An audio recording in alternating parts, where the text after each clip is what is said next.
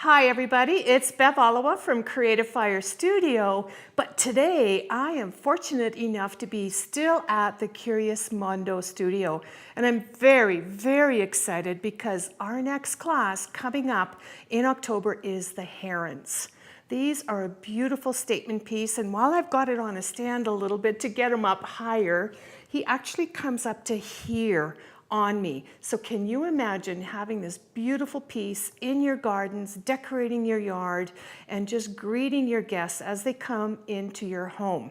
There's a lot of techniques that I have in this heron that have been evolving over time because they are really one of my most popular classes that I hold right in my studio, and they're also one of my most popular art pieces that I sell.